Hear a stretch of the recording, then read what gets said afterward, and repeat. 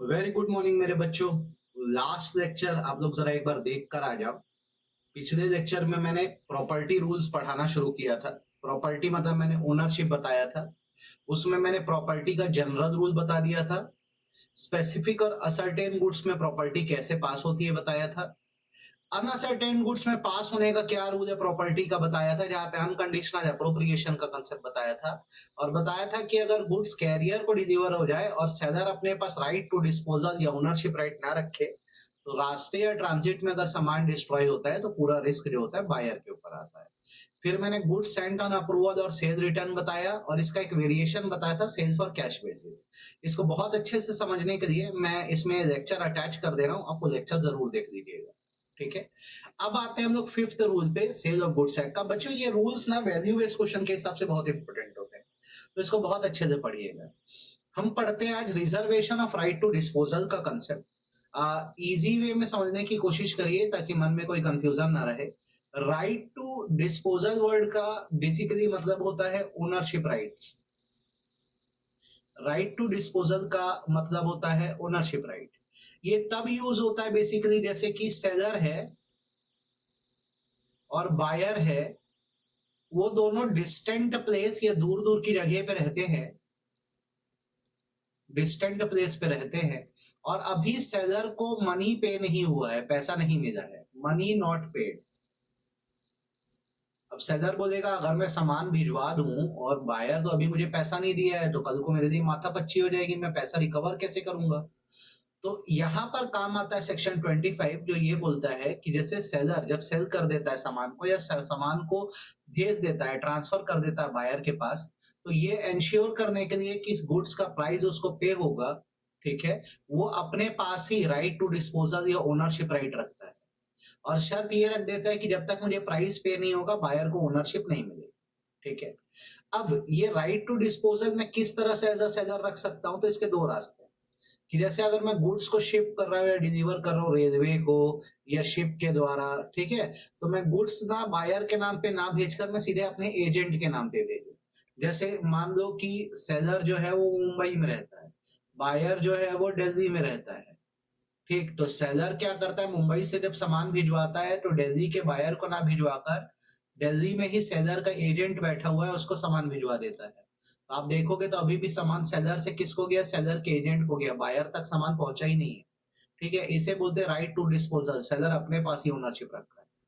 अब ये एजेंट क्या करेगा, जब उसको बायर से पैसा मिलेगा ना, तब सामान और उसकी ओनरशिप किसको देगा, बायर को दे देगा। रियल लाइफ में कहाँ यूज होता है, जैसे आप अमेजन से सामान मंगवाते हो या फ्लिपकार्ट से सामान मंगाते हो और सीओडी ऑप्शन चूज करते हो, तो जो भी सेलर अमेजन के द्वारा आपको सामान भिजवा रहा होता है ना, वो सामान एक कुरियर के थ्रू भिजवाता है जो सेलर का एजेंट होता है। अब वो कुरियर वाला आपको तब तक जो है वो क्या है, पैसा सामान नहीं देगा या उसकी ओनरशिप नहीं देगा, जब तक आप उस कुरियर एजेंट को क्या ना दे दो, पैसे ना दे दो। तो इसे बोलते हैं राइट टू डिस्पोजल, कि जब सेलर को ये इंश्योर करना हो कि उसके पैसे उसको मिले, तो ओनरशिप राइट अपने पास ही रखता है, वो बायर को ट्रांसफर होने नहीं देता। ऐसा करने के लिए जब वो गुड्स को डिलीवर करता है तो अपने एजेंट को डिलीवर कर देता है। नहीं तो दूसरा काम ये कर देता है कि जो गुड्स है उसके ऊपर बिल ऑफ एक्सचेंज ड्रॉ करके भेजता है, जहां पर कंडीशन ये लिखी होती है कि जब बायर बिल को एक्सेप्ट करेगा और पेमेंट करने के लिए तैयार होगा, तभी क्या होगा, उसको ओनरशिप मिलेगी या सेल कंप्लीट होगी, अदरवाइज सामान वापस सेलर के पास आ जाएगा। तो राइट टू डिस्पोजल का मतलब वापस सुन लो। ओनरशिप राइट जब सेलर अपने पास ही रखा है, क्योंकि उसको इंश्योर करना है कि पैसे मिल जाए उसको। ये दो रास्तों से किया जा सकता है, जब गुड्स बायर को डायरेक्टली ना भेजकर सेलर अपने एजेंट को भेजे। दूसरा, गुड्स पे बिल ऑफ एक्सचेंज ड्रॉ कर दे, बिल ऑफ एक्सचेंज ड्रॉ करके वहां शर्त लगा दे कि बायर उस बिल को एक्सेप्ट कर देगा, पेमेंट करने को तैयार होगा, तब सेल कंप्लीट होगी, अदरवाइज नहीं। डन। नेक्स्ट रूल जो होता है उसको बोलते हैं risk prima facie passes with property. Prima facie मतलब होता है फर्स्ट ग्लैंस, पहली बार में, प्रथम दृष्टया। ठीक है, ये बेसिक रूल है कि जो ओनर होता है ना, उसी को लॉस और डैमेज जो होता है उसका रिस्क बियर करना होता है। ठीक है। सेक्शन 26 इस बात को साफ साफ स्पेसिफाई करता है कि जब तक गुड्स जो होते हैं वो सेलर के रिस्क पे होंगे, जब तक उसने ओनरशिप बायर को पास नहीं करी है। लेकिन जब उसने ओनरशिप या प्रॉपर्टी बायर को पास कर दी है, तो भले उसने गुड्स की डिलीवरी करी हो या ना करी हो, रिस्क किसके ऊपर आ जाएगा? बायर के ऊपर। इजी भाषा में हम बात करें तो जो ओनर है वही रिस्क बियर करता है, तो जब तक सेलर ओनर है सेलर रिस्क बियर करेगा कोई भी लॉस का, और अगर ओनरशिप बायर को पास हो जाएगी तो बायर करेगा। ठीक है, जैसे एक बिड हो रही है एंटिक पेंटिंग की, ठीक है, जब बिड होती है ना तो ऑक्शनियर मतलब ऑक्शन कराने वाला हैमर को फॉल करता है। कभी भी देखो ऑक्शन सेल का रूल ये होता है कि ओनरशिप तब पास होती है जब हैमर फॉल होता है। पर यहाँ पर क्या हुआ पता है, जैसे हैमर को स्ट्रक किया गया ना, हैमर जाके एंटीक आइटम पे लग गया जो डैमेज हो गया, तो यहाँ पे ना सारा लॉस सेलर को बोर्न करना पड़ेगा। रीजन ये है कि हैमर ढंग से फॉल नहीं हुआ था, मतलब अभी बायर को ओनरशिप ट्रांसफर नहीं हुई। ठीक। हाउएवर इसमें दो एक्सेप्शन है। एक्सेप्शन मतलब कौन सी ऐसी सिचुएशन होगी जहाँ रिस्क ओनरशिप को फॉलो नहीं करेगा। तो सबसे पहले जैसे डिलीवरी करने में डिले हुआ है, अभी जिसकी तरफ से भी डिले हुआ है, सेलर की तरफ से हुआ है या बायर की तरफ से हुआ, तो जिसकी गलती है रिस्क इसके ऊपर आएगा। जैसे मैंने आपको गुड्स बेच दिया था, पर क्योंकि मैंने आपको टाइम पे गुड्स डिलीवर नहीं किया इसलिए गुड्स खराब हो गए, तो भले आप ओनर हो एज अ बायर, पर सारा रिस्क मेरे ऊपर आएगा क्योंकि मुझे टाइम पे डिलीवरी कर देनी चाहिए। ठीक है। सेकेंड, मान लो कि अगर हमने एज अ सेल किया है, बट एक एग्रीमेंट कर दिया है कि भाई रिस्क कौन बियर करेगा कुछ समय के लिए, तो जिसके ऊपर बात हुई है उसको रिस्क बियर करना पड़ेगा। ये है रिस्क पासेस ओनरशिप का रूल। ठीक। नेक्स्ट रूल बच्चों इसके बाद जो हम पढ़ते हैं उसे बोलते हैं nemo dat quod non habet का rule. Nemo dat quod non habet एक लीगल कहावत या लीगल मैक्सिम है। नेमोडेट कोड नॉन हैबिट का मतलब होता है कि no one can pass a better ownership than he himself has. जैसे अगर कोई पर्सन किसी गुड्स का एब्सोल्यूट ओनर है या मालिक है, तभी वो गुड्स को सेल कर सकता है। सपोज करो कोई पर्सन है गुड्स का 30% ओनर है, अगर वो खुद 30% ओनर है तो आपको भी कितनी ओनरशिप दे सकता है? 30% ओनरशिप ही दे सकता है। ठीक वैसे ही एक पर्सन जो है वो गुड्स का ओनर है ही नहीं, मालिक है ही नहीं, no owner, not a owner, not an owner. तो अगर वो ओनर नहीं है तो आपको भी कैसे ओनरशिप पास करेगा? तो बेसिकली नेमोडेट कोड नॉन हैबिट यही बोलता है कि जो सेलर होता है वो गुड्स को तभी बेच सकता है जब वो उन गुड्स का एब्सोल्यूट ओनर या मालिक हो। एब्सोल्यूट मतलब कंप्लीट। ठीक है। हाउएवर इसके कुछ एक्सेप्शंस भी बनाए गए हैं लॉ में।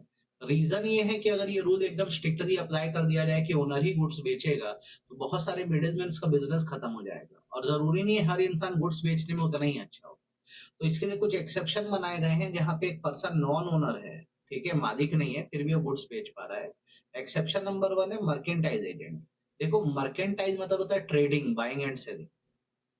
आप जब एक कोई बिजनेस करते हैं और अपने बिजनेस में आप एक एजेंट को अपॉइंट करते हैं जो आपके बिहाफ में पूरी बाइंग एंड सेलिंग करता है। फॉर एग्जाम्पल अगर आप तारक मेहता का उल्टा चश्मा देखते होंगे, तो उसमें गड्डा इलेक्ट्रॉनिक जो शॉप है वो है जेठालाल गड्डा की, लेकिन शॉप को चलाते हैं नट्टू काका।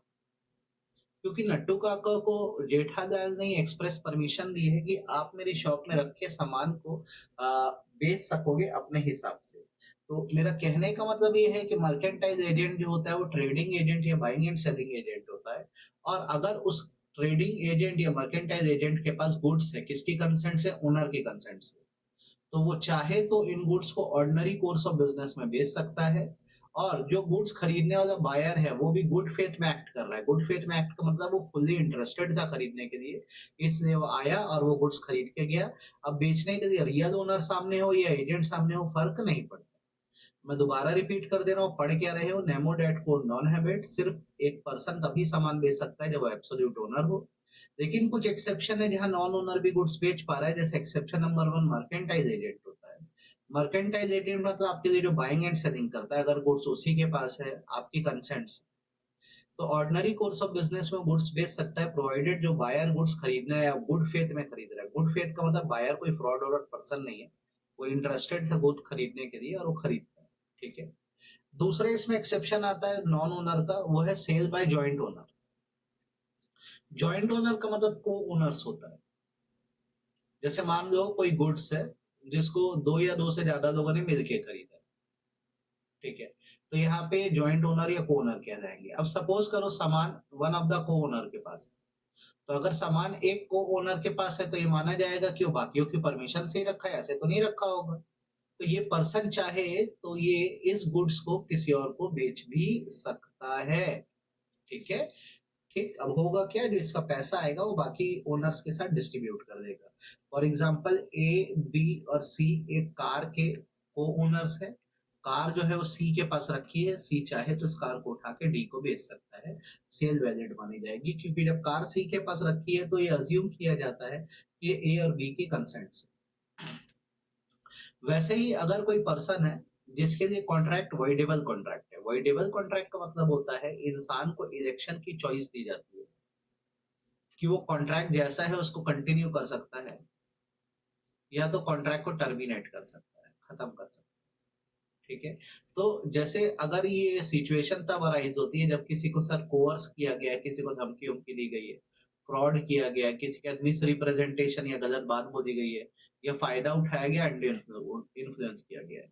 तो बेसिकली ये बोला जाता है कि अगर किसी को सामान धमका कर या फ्रॉड करके दिया गया है तो उस इंसान के पास चॉइस है कि वो इस कॉन्ट्रैक्ट को आगे कंटिन्यू कर सकता है या टर्मिनेट कर सकता है। तो जब तक उस पर्सन ने इस कॉन्ट्रैक्ट को टर्मिनेट नहीं किया है या रिसाइन नहीं किया है तो सामान इसी के पास ही है, इस पर्सन के पास, और ये चाहे तो इस सामान को आगे बेच सकता है। ठीक है, जैसे एग्जांपल दे देता हूँ, एक्स ने क्या किया, धमकी देके वाई को एक गुड्स दे दिया। ठीक है, अब वाई के पास चॉइस है, वो चाहे तो इसको क्या कर दे, कंटिन्यू रखे, वो बोले कि सेल पूरी हो गई, नहीं तो वो क्या कर दे, बोल दे मैं टर्मिनेट करता हूँ, मुझे गुड्स नहीं चाहिए। तो अभी वाई ने टर्मिनेट का ऑप्शन यूज नहीं किया है, मतलब वो कॉन्ट्रैक्ट को कंटिन्यू समझ रहा है, तो गुड्स वाई के पास ही है, तो वाई आगे भी चाहे तो गुड्स को बेच सकता है। फिर आता है एस्टोपेल का इफेक्ट। एस्टोपेल का मतलब होता है दिखावा।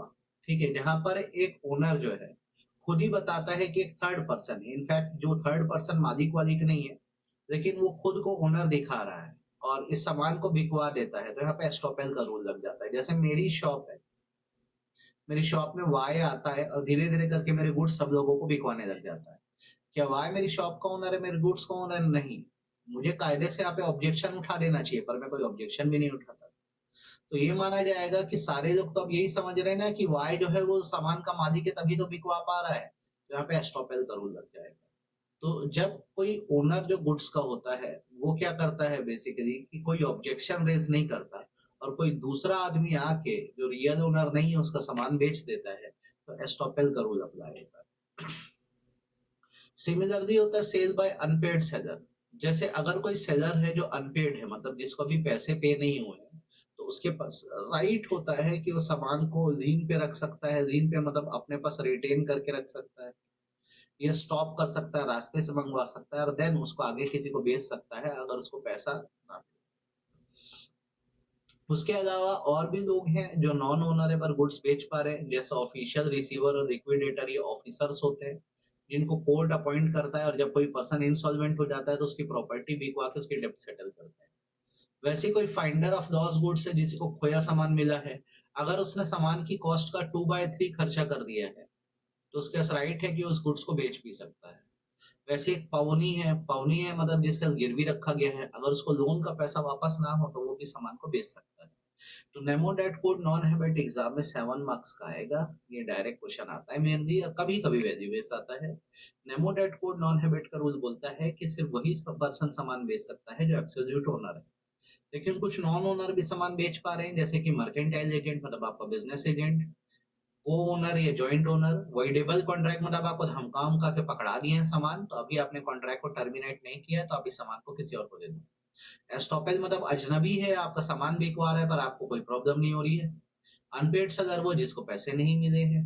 ठीक है, उसके बाद और भी अदर पर्सन से जैसे ऑफिशियल रिसीवर कोर्ट की तरफ से अपॉइंट किया जाता है। फाइंडर ऑफ लॉस गुड जिसको खोया सामान मिला है, या पाउनी जिसके पास सामान गिरवी रखा गया है, ये भी बेच सकते हैं।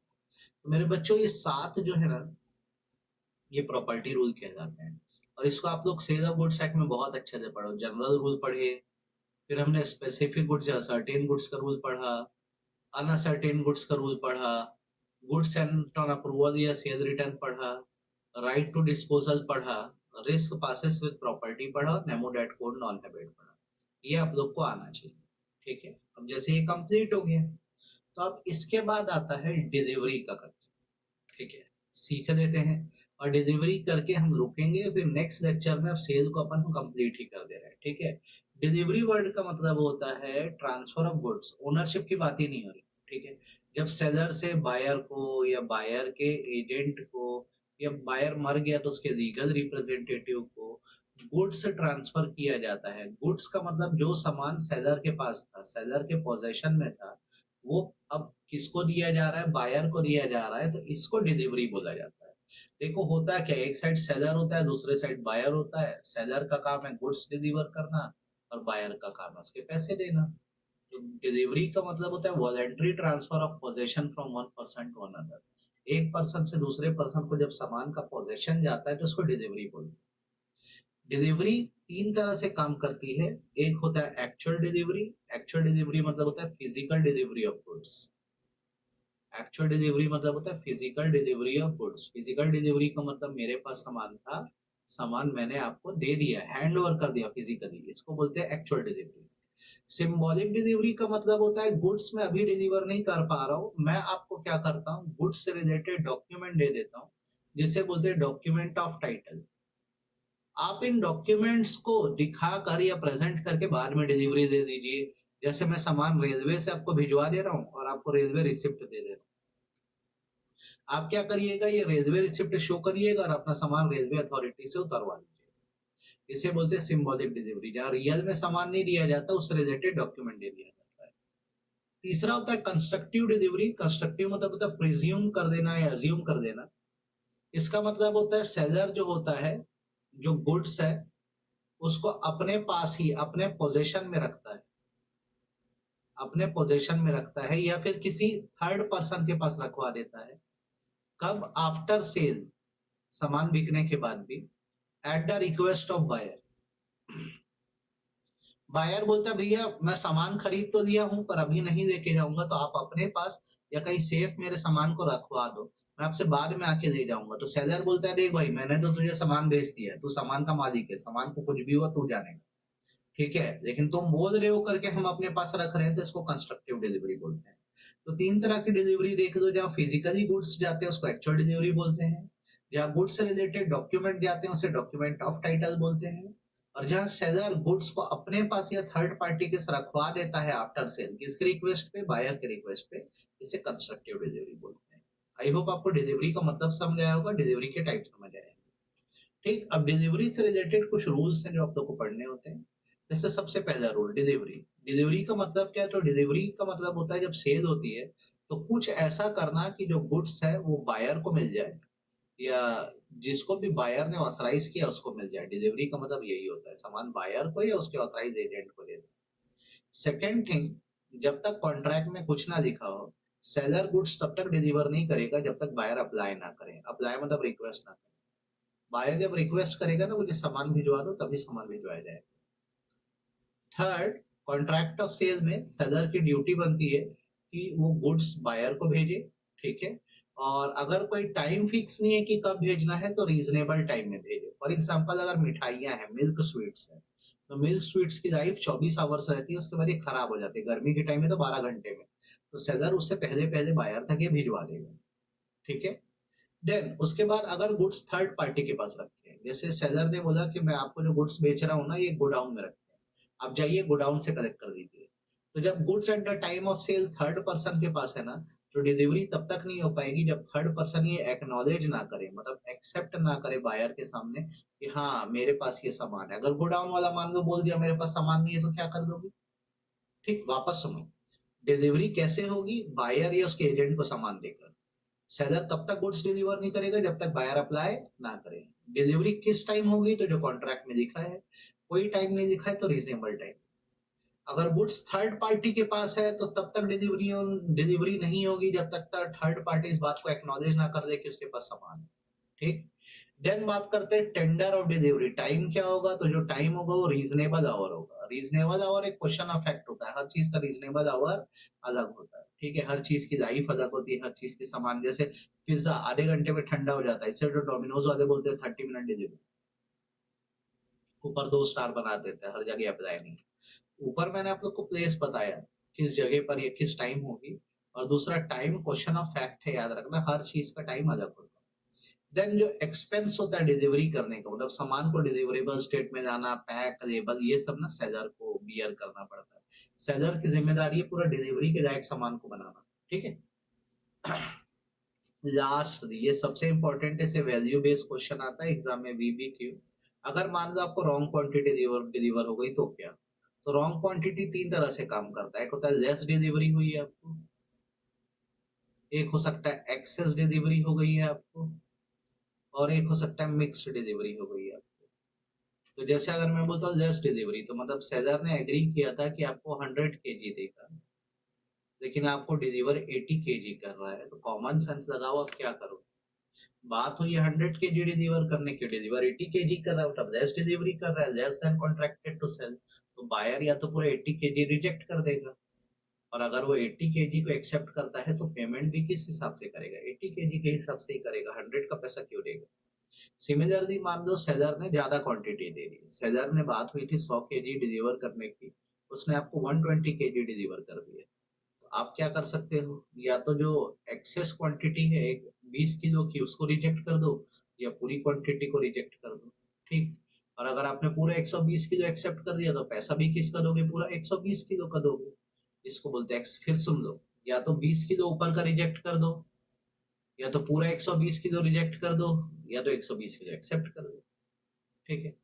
वैसे ही अगर गुड्स की मिक्स डिलीवरी हो गई, मतलब आपके सामान के साथ कोई सामान मिक्स होकर आ गया है, तो बायर क्या कर सकता है? अगर मिक्सचर रिमूव किया जा सकता है तो रिमेनिंग गुड्स को एक्सेप्ट कर सकता है, और अगर ऐसे मिक्स हुआ है कि हटाया नहीं जा सकता तो पूरे गुड्स को रिजेक्ट कर देगा। फॉर एग्जांपल मैंने पेप्सी ऑर्डर किया था, पेप्सी के कुछ बॉटल्स कोक की आ चुकी है, तो मैं कोक वाली बॉटल को सेपरेट कर दूंगा, और जितनी पेप्सी की बॉटल से उसको रख दूंगा, एक्सेप्ट कर दूंगा। गॉट? वैसे अगर मैंने राइस मंगाया था, उसके साथ कोई और राइस मिक्स हो गया है, तो मैं राइस को तो सेपरेट नहीं कर सकता, तो मैं पूरा पूरा या तो रिजेक्ट कर दूं, और एक्सेप्ट अगर करता हूं तो लेस प्राइस पे करूंगा। ये है रॉन्ग क्वांटिटी का कंसेप्ट। ठीक, ये है पूरे डिलीवरी के रूल, डिलीवरी का कंसेप्ट, सारे प्रॉपर्टी रूल्स।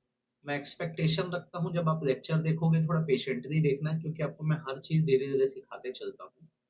ठीक है। और अब नेक्स्ट क्लास में आप लोगों को मैं अनपेड सेलर बताने वाला हूँ, और अनपेड सेलर बताने के बाद कुछ छोटे छोटे कंसेप्ट करके हम इसको क्लोज कर देंगे, इसको सेल ऑफ गुड सेट। ठीक है, ये हमारी पढ़ाई है बच्चों। बस।